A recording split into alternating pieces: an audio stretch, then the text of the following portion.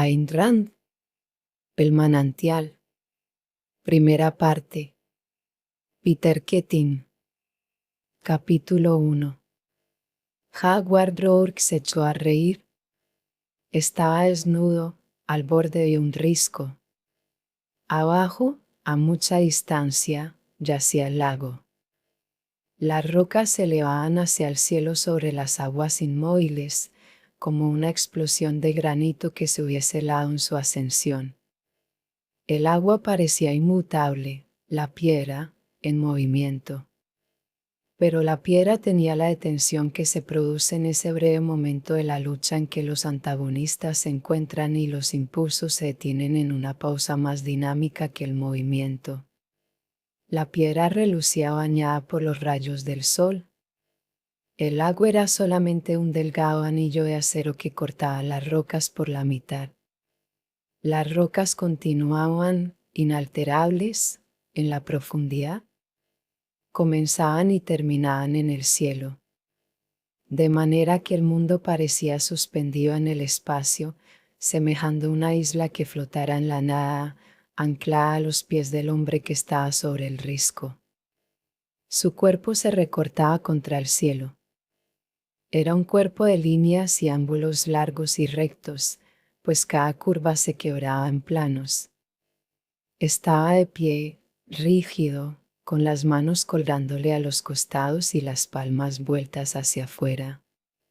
Tenía la sensación de que sus omóplatos estaban estrechamente juntos, sentía la curva de su cuello y percibía el peso de la sangre en las manos.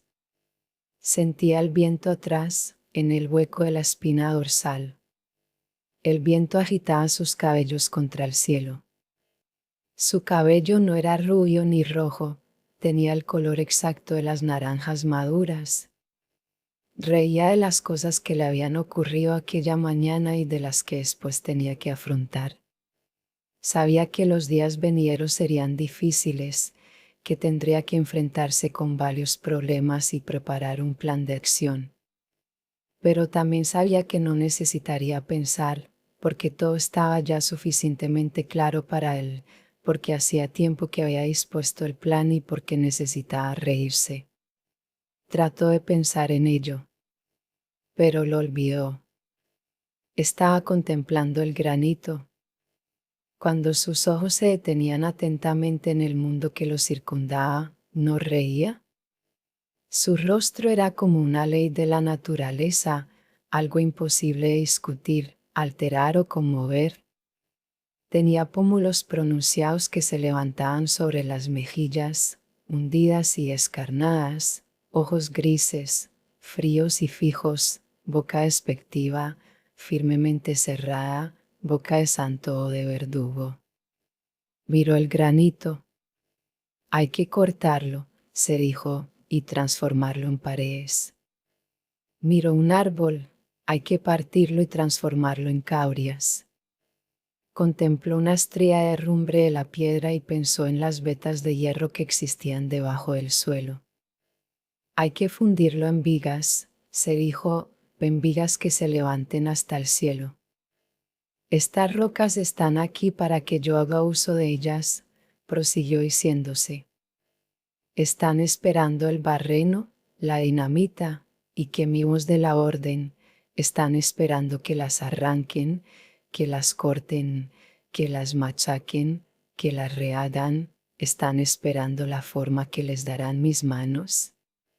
Después meneó la cabeza porque recordó lo sucedido por la mañana y pensó en las numerosas cosas que tenía que hacer. Avanzó hacia la orilla, levantó los brazos y se zambulló en el cielo que yacía abajo. Cortó rectamente el lago en dirección a la parte opuesta de la costa y llegó a las rocas donde había dejado su ropa. Miró con pesadumbre en torno. Durante 3 años, desde que vivía en Stanton y siempre que tenía momentos libres, lo que ocurría a menudo, iba allí para pasar el tiempo, para nadar, para descansar, para meditar y sentirse solo y animado.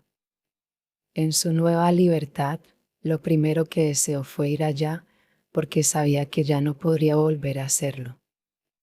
Aquella mañana había sido expulsado de la Escuela de Arquitectura del Instituto Tecnológico Stanton.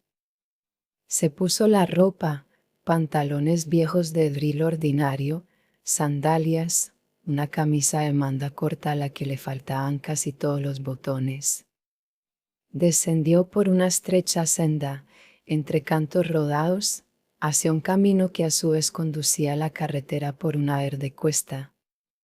Andaba rápidamente, con movimientos desenvueltos y descuidados. Descendía por el largo camino, bajo el sol.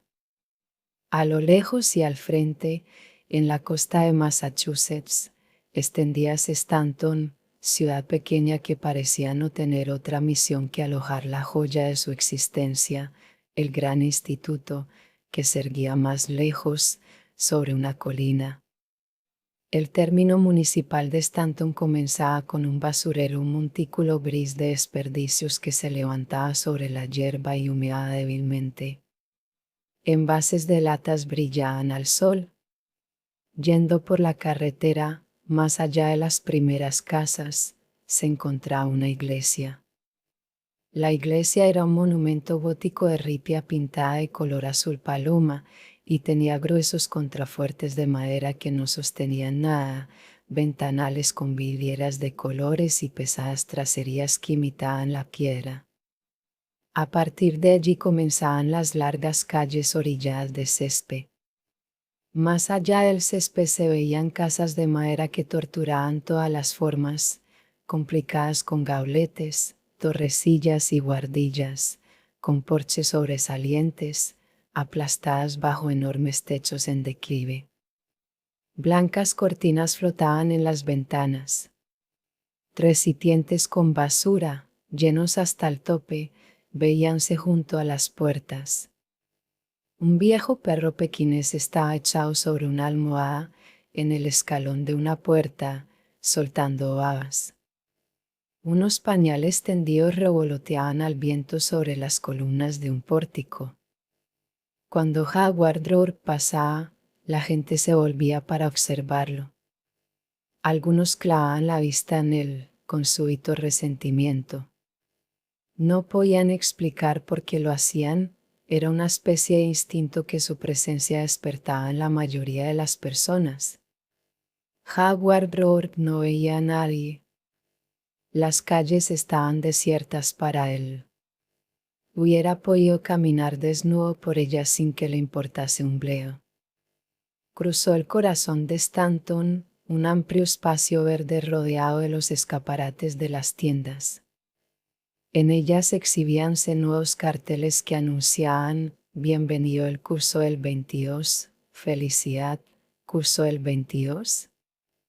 Aquella tarde se realizaba la colación de grados del curso del 22 del Instituto Tecnológico Stanton. Rourke tomó por una calle lateral donde, al final de una larga fila de casas, sobre una verde barranca, aparecía la de la señora Keating. Él era huésped de ella desde hacía 3 años. La señora Keating se encontraba en el porche dando de comer a una pareja de canarios, encerrados en una jaula que pendía sobre la balaustrada. Su regordeta mano se detuvo en el aire apenas lo vio llegar. Lo observó con curiosidad y trató de dar a su boca una expresión de lástima, pero únicamente logró poner de manifiesto el esfuerzo que estaba haciendo. Howard Rourke cruzaba el porche sin advertir su presencia. Ella lo detuvo. «Señor Rourke». «¿Qué?» «Señor Rourke, lamento dijo, titubeando con dasmonería, lo que pasó esta mañana». «¿Qué pasó?» «Su expulsión del instituto». «No puedo decirle cuánto lo lamento. Quisiera tan solo que usted supiera que lo siento». Se quedó mirándola, pero ella sabía que no la veía. «No», se dijo, «no es que no me vea». Él miraba siempre fijamente a las personas y sus infames ojos nunca omitían nada. Quería hacer sentir a todo el mundo que para él era como si no existiesen. De ese modo se quedó mirando, sin querer contestar. Lo que oigo, continuó ella, es que si uno sufre en el mundo es siempre a causa de un error. Ahora, naturalmente, usted tendrá que dejar la carrera de arquitecto. No es verdad. Pero un hombre joven puede ganarse la vida decentemente siendo empleado, comerciante o cualquier otra cosa. Él intentó irse. Ah, señor Rourke. Volvió ya a llamarlo. ¿Qué? El decano llamó por teléfono mientras usted está afuera. Durante un momento la mujer tuvo esperanzas de que él demostrase una emoción, y una emoción equivaldría a haberlo derrotado. No sabía por qué razón siempre había sentido ganas de verlo derrotado. Sí, preguntó. El decano repitió con alguna vacilación, buscando el tono apropiado para producir efecto, el decano mismo por intermedio de su secretaria. Sí. La secretaria rogó que le dijese que el decano necesitaba verlo apenas usted llegase. Gracias. ¿Para qué supone que lo necesita ahora? Él había dicho, no sé, pero a ella le pareció oír claramente, me importa un bledo, y lo contempló sorprendida. A propósito, agregó, Peter se gradúa hoy. Lo dijo sin intención aparente. Voy. Ah, sí. Hoy es un gran día para mí. Cuando pienso cómo me he esclavizado y he ahorrado para que el muchacho pudiera ir al colegio. Y no es que me queje. Peter es un muchacho brillante. Se echó hacia atrás. Su robusto cuerpecito estaba tan ceñidamente encorsetado bajo los pliegues almidonados de su traje de algodón que daba la impresión de que la gordura le reventase por las muñecas y los tobillos. Naturalmente, continuó con rapidez, retomando con ansiedad su tema favorito, no soy tampoco de las que se jactan. Cada uno está en el lugar que le corresponde. Observe usted a Peter de ahora en adelante.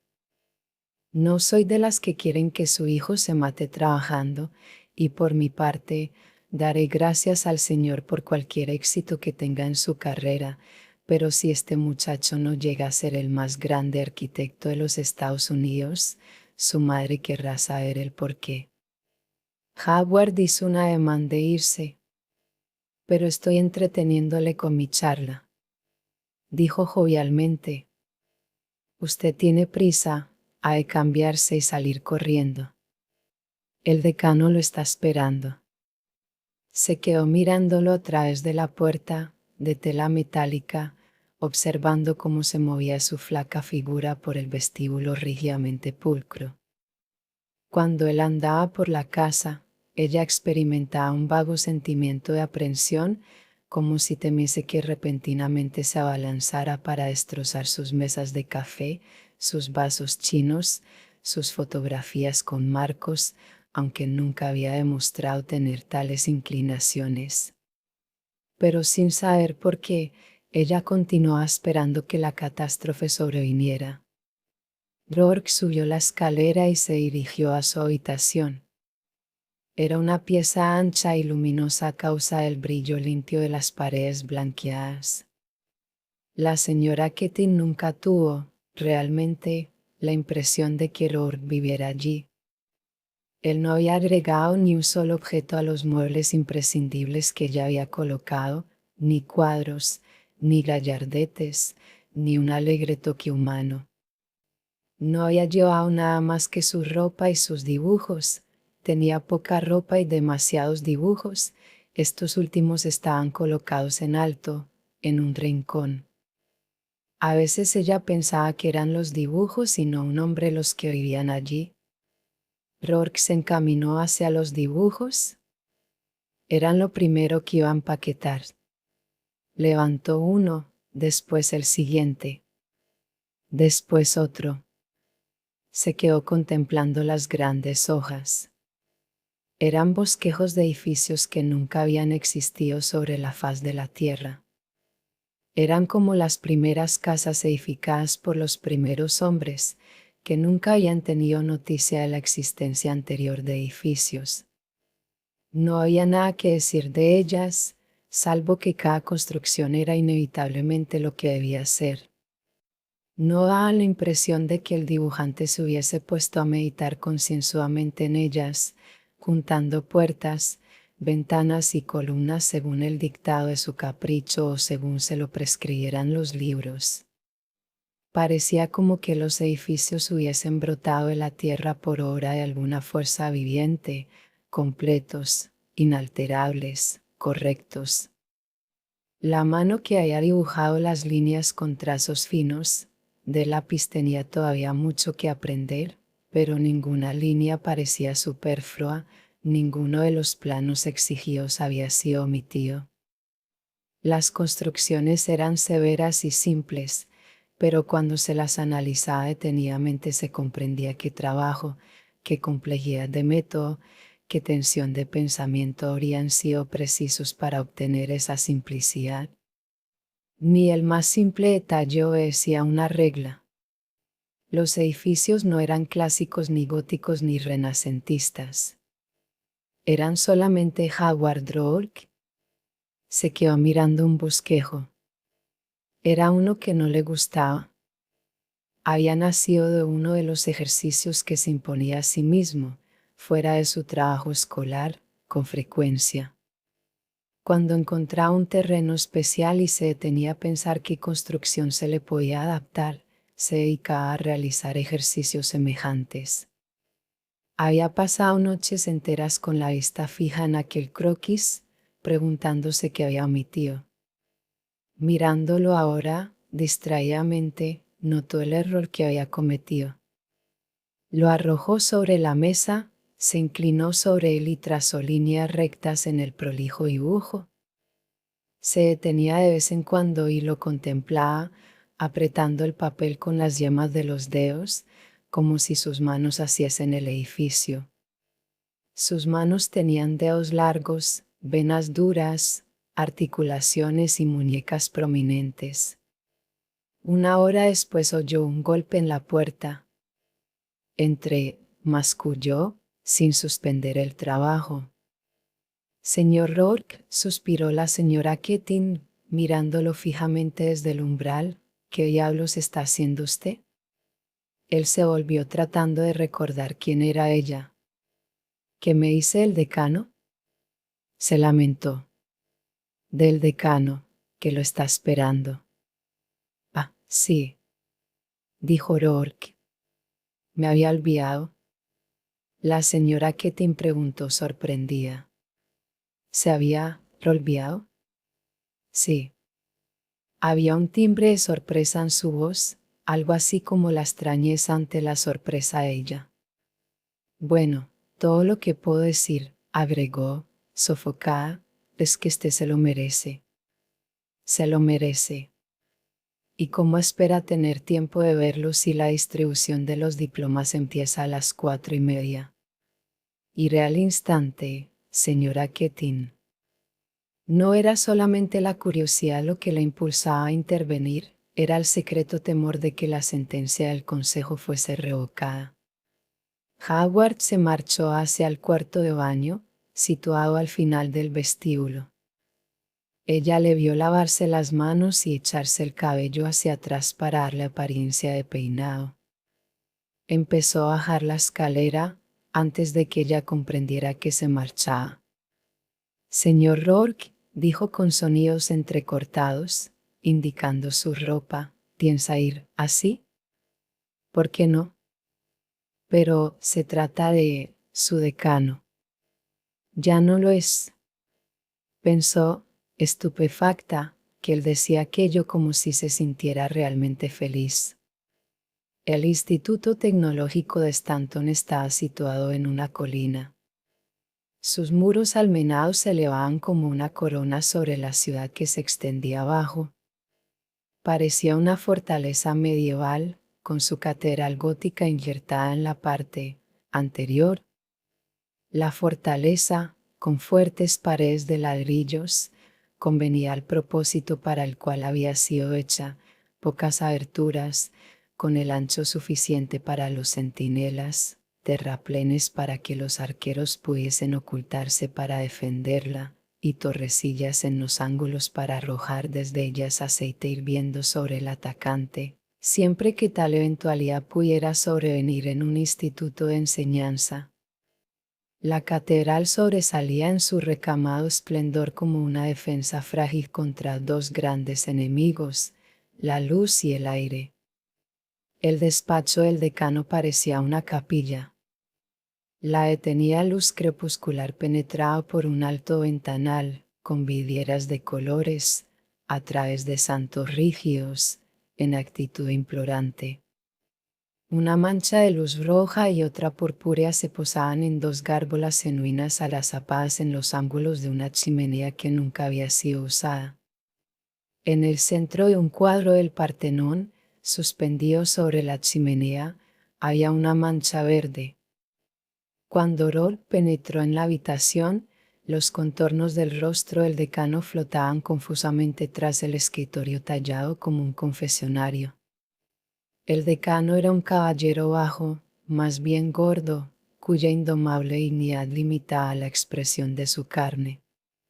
«Ah, sí, Rolk», dijo, sonriendo. «Siéntese». Rourke se sentó. El decano entrelazó los dedos sobre el vientre y aguardó la disculpa esperada, pero ésta no llegó. El decano aclaró su voz. «Sería innecesario expresarle mi pesar por el suceso desdichado esta mañana», empezó, «pues supongo que usted ha conocido siempre el interés sincero que he puesto en su bienestar». «Completamente innecesario», dijo Rourke. El decano lo miró indeciso, pero continuó. «No es necesario que le diga que no vote en contra de usted. Me abstuve totalmente. Pero quizá le agrade saber que tuvo en la reunión un resuelto grupito de defensores. Pequeño, pero resuelto. Su profesor de ingeniería de construcción actuó enteramente como un cruzado en su favor, y lo mismo al profesor de matemáticas. Desgraciadamente, los que creyeron que era su deber votar por su expulsión excedían en número a los otros. El profesor Petarkin, el crítico de dibujo, convirtió en cuestión personal el asunto, llegando hasta amenazar con la dimisión si usted no era expulsado. Tenga en cuenta que usted ha provocado grandemente al profesor Petarkin. Es cierto, dijo Rourke. Como usted ve, fue el inconveniente. Me refiero a su actitud en materia de dibujo arquitectónico. Nunca le ha concedido usted la atención que se merece. Y, sin embargo, ha sido un excelente alumno en todas las otras materias de ingeniería. Nadie niega, naturalmente, la importancia de la ingeniería de la construcción para un futuro arquitecto. Pero, ¿por qué ir a los extremos? ¿Por qué desdeñar lo que se puede llamar la parte artística, la parte inspiradora de su profesión, y concentrarse en todas esas materias áreas de técnica matemática si piensa ser arquitecto y no ingeniero civil? ¿No es superfluo todo eso?, preguntó Rourke. Pertenece al pasado. No vale la pena discutir ahora mi elección de materias. Estoy tratando de ayudarlo, Rourke. Debe ser justo en esto. No puede decir que no se le haya prevenido varias veces antes de que esto ocurriera. Es cierto. El decano se movió en la silla. Rourke le hacía sentirse incómodo. Tenía los ojos fijos en los suyos cortésmente. El decano pensó que el mal no consistía en que lo mirase así. En realidad, era completamente correcto, más propiamente, cortés, solo que lo hacía como si él no estuviese allí. Todos los problemas que se le han dado, prosiguió el decano, todos los proyectos que ha tenido que dibujar, ¿cómo los hizo? Los ha hecho todos, en fin, no puedo llamarlo estilo, a su increíble manera, contraviniendo los principios que tratamos de inculcarle, contrariando todos los precedentes establecidos y las tradiciones artísticas. Usted cree ser lo que se llama modernista, pero ni siquiera es eso, se trata de una mera locura, si no le molesta que le hable así. No me molesta. Cuando se le hagan proyectos dejándole la elección del estilo, y usted los transforma en una de sus extravagancias, bueno, francamente, sus profesores lo aprobaban porque no sabían qué hacer, pero cuando se le dio un proyecto con un estilo histórico determinado, una capilla Tudor, un teatro lírico francés, y los transformó en algo que parecía un montón de cajones, sin razón y sin ritmo, podría decir que era la realización del trabajo que le habían indicado o una insubordinación lisa y llana. Era una insubordinación, replicó Rourke. Queríamos darle una oportunidad en vista de sus brillantes éxitos en todas las otras materias, pero cuando usted transforma en esto, el decano golpeó el puño sobre una hoja que tenía delante, en esto, una villa del Renacimiento para su último trabajo del año. Realmente, joven, ya es demasiado. La hoja tenía el dibujo de un proyecto para una casa de vidrio y hormigón. En un ángulo había una firma de rasgos finos y angulosos, Jaguar Rourke. ¿Cómo espera que lo aprobemos después de esto? Yo no esperaba aprobar. Usted no nos deja lección en este asunto. Naturalmente, ahora sentirá rencor hacia nosotros, pero... No siento tal cosa, repuso Rourke tranquilamente. Le debo una excusa. Por regla general, no permito que las cosas me ocurran. Esta vez he cometido un error. Yo no debí esperar a que me echasen, debería haberme ido hace tiempo. Vamos, vamos, no se desanime. Esa no es la actitud que le conviene adoptar, sobre todo después de lo que le diré. El decano se sonrió, se inclinó hacia adelante, gozando el preludio de una buena acción. Este es el propósito real de nuestra entrevista. Estaba ansioso por hacérselo saber tan pronto como me fuese posible. No quería dejarlo marcharse. Desafié personalmente el carácter del presidente cuando le hablé del asunto. Considérelo usted, si bien es cierto que él no se ha comprometido, pero así quedaron las cosas. Se da cuenta de lo importante que sería si usted se tomase un año para descansar, recapacitar, podríamos decir, para hacerse más hombre. Entonces podrá haber una posibilidad de admitirlo de nuevo. Considérelo usted, yo no puedo prometerle nada, esto que le digo es estrictamente oficioso, sería un poco irregular, pero en vista de las circunstancias y de sus brillantes éxitos, podría constituir para usted una verdadera oportunidad. Rourke se sonrió. No era una sonrisa alegre ni agradecida. Era una sonrisa sencilla, fácil, divertida. Creo que usted no me comprende, repuso Rourke. ¿Por qué supone que yo quiero volver? No volveré. No tengo nada más que aprender aquí. No le comprendo, dijo el decano firmemente. ¿Queda algún punto por explicar? Eso no es asunto que le concierne a usted. Por favor, explíquese. Ya que es su deseo, lo haré. Yo quiero ser arquitecto, no arqueólogo. No veo el objeto de hacer villas de estilo Renacimiento. ¿Para qué aprender a proyectarlas si nunca las edificaré? Querido joven, el gran estilo del Renacimiento está muy lejos de haber muerto. Cosas de ese estilo se edifican todos los días. Se edifican y se edificarán, pero no seré yo quien las haga, repuso Rourke. Vaya, vaya, eso es una chiquillada. Yo vine aquí a aprender construcción de edificios. Cuando me daban un proyecto, El único valor que tenía para mí era aprender a resolverlo como si se tratase de un proyecto que había que ejecutar en realidad. He aprendido todo lo que podía aprender aquí en ciencias de la construcción, en lo que ustedes no me aprueban. Un año más diseñando tarjetas postales de Italia no me serviría para nada. Una hora antes el decano deseaba que la entrevista se desarrollase lo más tranquilamente posible. Ahora quería que Rourke mostrase alguna emoción, le parecía ficticio que estuviese tan naturalmente tranquilo en tales circunstancias. ¿Quiere usted decirme que piensa seriamente edificar de esa manera cuando sea arquitecto, si llega a serlo? Sí. Pero amigo, ¿quién se lo tolerará? No es esa la cuestión. La cuestión es quién me contendrá. Présteme atención, y esto es muy serio. Lamento no haber tenido antes una conversación larga y seria con usted. Ya sé, no me interrumpa.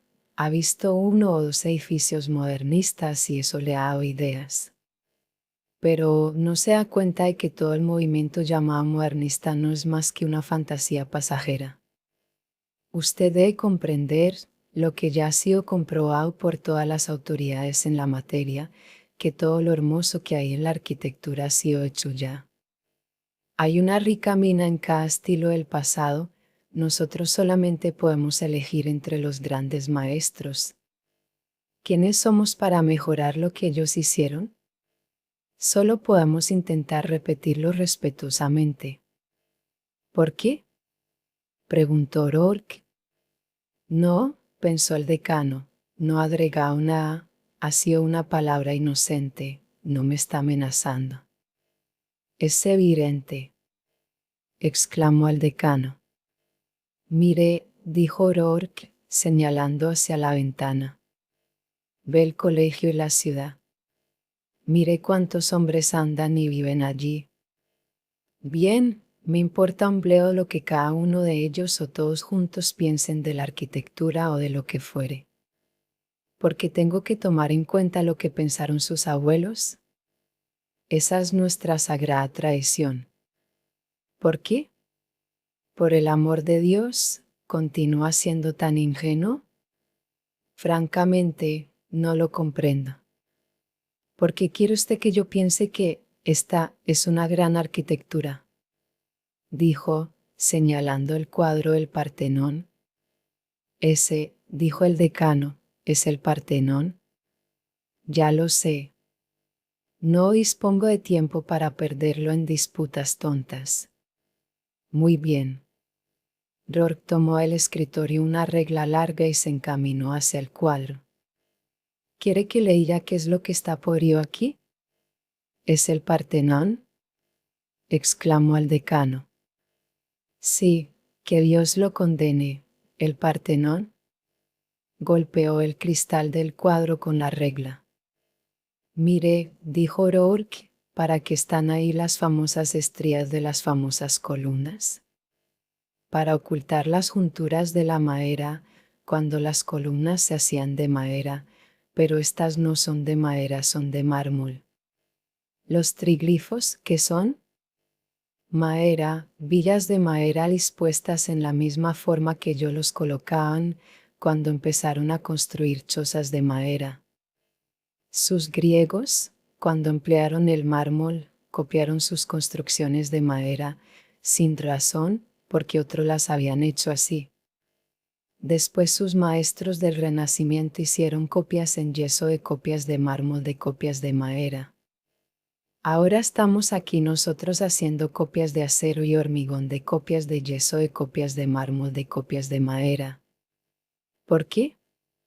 El decano, sentado, lo observaba curiosamente. Había algo que lo confundía, no por las palabras de Rourke, sino por la forma en que éste las decía. Reglas, prosiguió Rourke. Mis reglas son estas: lo que se puede hacer con un material no debe hacerse jamás con otro. No hay dos materiales que sean iguales. No hay dos lugares en la tierra que sean iguales. No hay dos edificios que tengan el mismo fin. El fin, el lugar, el material determinan la forma. Nada es racional ni hermoso si no está hecho de acuerdo con una idea central y la idea establece todos los detalles. Un edificio es algo vivo, como un hombre. Su integridad consiste en seguir su propia verdad, su único tema, y servir a su propio único fin. Un hombre no pide trozos prestados para su cuerpo. Un edificio no pide prestado pedazos para su alma. Su constructor le da un alma que cada pared, cada ventana, cada escalera expresan. Pero todas las formas de expresión hace ya tiempo que han sido descubiertas. ¿Expresión de qué? El Partenón no servía para el mismo propósito que su predecesor de madera, así como un aeropuerto no sirve para el mismo propósito que el Partenón. Cada forma tiene su propio significado, así como cada hombre crea su sentido, su forma y su fin. ¿Qué puede importar lo que han hecho los otros? Porque tiene que ser sagrado por el mero hecho de no haberlo efectuado uno. Porque todo el mundo tiene que tener razón. Porque el número de los demás toma lugar de la verdad. Porque hacer de la verdad una mera cuestión aritmética y, en realidad, una simple cuestión de suma. Porque está todo retorcido, sin sentido para adoptarlo los demás. Debe existir alguna razón. No la conozco y nunca la he sabido, sin embargo, me hubiera gustado comprenderla. Por el amor de Dios, exclamó el decano. Siéntese. Sería mejor. ¿No le parece más conveniente dejar la regla sobre la mesa? Gracias. Ahora escúcheme. Nadie ha negado nunca la importancia que tiene la técnica moderna para un arquitecto. Tenemos que aprender a adaptar la belleza del pasado a las necesidades del presente. La voz del pasado es la voz del pueblo.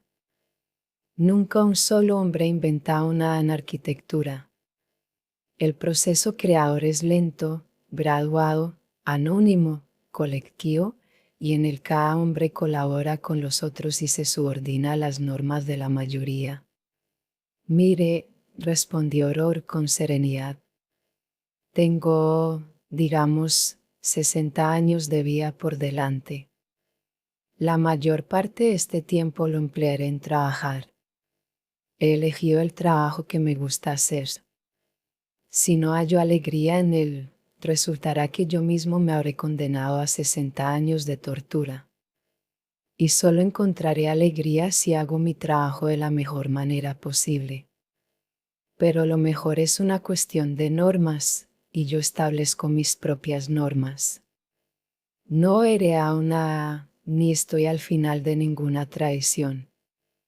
Quizás esté al principio de una. ¿Cuántos años tiene usted? Preguntó el decano. 22, contestó Rourke. Bastante excusable, dijo el decano, parecía sentirse aliviado. Ya se curará usted de eso, sonrió. Las viejas normas han vivido miles de años y nadie ha podido mejorarlas. ¿Qué son los modernistas? Una moda pasajera, exhibicionismo. Han tratado de llamar la atención. ¿Ha observado usted el curso de sus carreras? ¿Puede nombrarme uno solo que haya logrado alguna distinción permanente? Fíjese en Henry Cameron.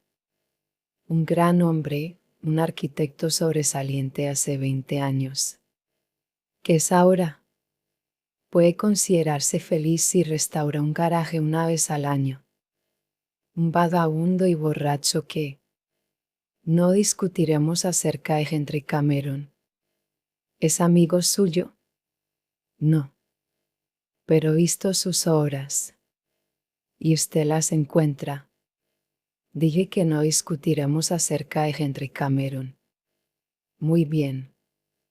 Debe darse cuenta de que le estoy permitiendo demasiada libertad, diremos. No estoy acostumbrado a tener discusiones con estudiantes que se conducen como usted. Sin embargo, estoy ansioso por impedir, si es posible, lo que parece ser una tragedia, el espectáculo de un joven de sus dotes intelectuales que trata de complicarse la vida. El decano se preguntaba por qué le habría prometido al profesor de matemáticas hacer todo lo posible por aquel muchacho.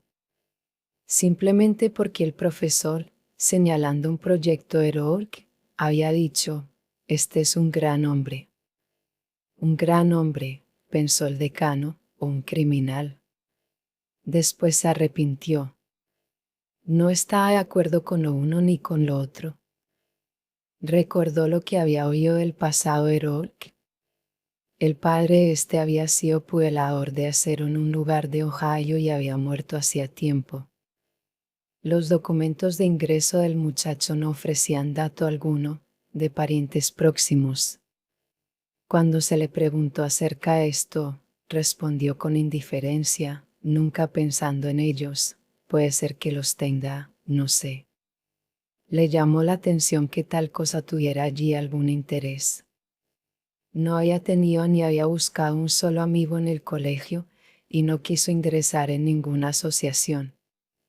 Se había pagado sus estudios en la escuela superior y en los 3 años del instituto. Desde la infancia había trabajado como albañil en la construcción de edificios. Había servido como enyesador, como plomero y se había ocupado en trabajos en acero. Había aceptado todas las tareas que pudo conseguir en su marcha de poblado en poblado para llegar a las grandes ciudades del este. El decano lo había visto el último verano, durante sus vacaciones, remachando en un rascacielos que se construía en Boston. Su cuerpo descansaba bajo un grasiento overol, solo sus ojos estaban atentos y su brazo derecho se balanceaba con pericia de cuando en cuando para coger al vuelo la bola de fuego, en el último momento, cuando parecía que el remache ardiendo le pegaría en la cara. Vamos, dijo el decano con gentileza. Usted ha trabajado duramente para educarse. Solo le falta un año para terminar. Hay una cosa muy importante que considerar, particularmente para un muchacho de su situación. Hay que pensar en la parte práctica de la carrera de arquitecto. Un arquitecto no es un fin en sí mismo, es solamente una pequeña parte del todo social. La cooperación es la palabra clave de nuestro mundo moderno y de la profesión de arquitecto en particular. ¿Ha pensado en sus futuros clientes? Sí, respondió Rourke. El cliente, dijo el decano. El cliente. Piense en él sobre todas las cosas. Él es el que tiene que vivir en la casa que usted construya. Su único propósito debe ser servirle. Debe aspirar a darle una expresión artística adecuada a sus deseos. ¿No es esto todo lo que se puede decir al respecto? Bien, yo podría decirle que aspiro a edificar para mi cliente la casa más confortable, más lógica y hermosa que se pueda construir. Podría decirle que trataré de ofrecer lo mejor que tenga y que también le enseñaré a conocerlo mejor. Podría decírselo, pero no quiero porque no pienso construir para servir ni ayudar a nadie. No pienso edificar para tener clientes para edificar. ¿Cómo? ¿Piensa forzarlos a aceptar sus ideas? No me propongo forzar ni ser forzado. Los que me necesiten, me buscarán. Entonces comprendió el decano que era lo que le había dejado perplejo en las maneras de Rourke. Pensando, dijo, que resultaría más convincente si en sus palabras se advirtiese algún interés por mi opinión respecto al asunto. Es cierto, dijo Rourke. Pero no me preocupa si usted está de acuerdo conmigo o no. Lo dijo tan simplemente que no pareció ofensivo, sonaba como la manifestación de un hecho que la advertía, perplejo, por primera vez. No solo no le preocupa lo que piensan los otros, cosa que podría parecer incomprensible, sino que ni se preocupa por hacer que piensen como usted. No. Pero eso es monstruoso. Sí. Es posible. No podría decirlo. Estoy encantado con esta entrevista, dijo el decano repentinamente, con voz demasiado fuerte. Esto ha aliviado mi conciencia. Creo, como dijeron algunos en la reunión, que la carrera de arquitecto no es para usted. He tratado de ayudarle, pero ahora estoy de acuerdo con el tribunal. A usted no hay que alentarle, es usted muy peligroso. ¿Para quién?, preguntó Rourke. Pero el decano se levantó, indicando con esto que la entrevista había terminado. Rourke salió. Marchó lentamente a través de amplios salones, bajó la escalera y salió al jardín. Había conocido a muchos hombres como el decano, pero jamás los había comprendido. Sabía solamente que existía una diferencia importante entre sus actos y los de ellos, pero hacía tiempo que yo había dejado de molestarlo. Buscaba siempre un motivo central en los edificios y un impulso central en los hombres. Sabía que era lo que motivaba sus acciones, pero ignoraba la causa de los demás. No le preocupaba. No había conocido el proceso del pensamiento en los otros, pero deseaba saber a veces qué los hacía ser como eran. Le llamó la atención nuevamente la manera de pensar del decano. Había un secreto importante envuelto en esa cuestión, había un principio que debía descubrir. Pero se detuvo. Contempló el sol en el momento en que iba a desaparecer, detenido todavía en la piedra caliza gris de una línea de molduras que corrían a lo largo de los muros enlalillados del instinto. Olvidó a los hombres y al decano y los principios que éste representaba y que él quería descubrir. No pensaba sino en lo hermosas que parecían las piedras iluminadas por la tenue luz y en lo que él podría hacer con ellas. Imaginaba un amplio pliego de papel y veía erguirse desde paredes de desnudas piedras, con largas hileras de ventanales por los que entraba a las aulas la luz del cielo. En el ángulo del pliego había una firma de rasgos finos y angulosos, Howard Rourke,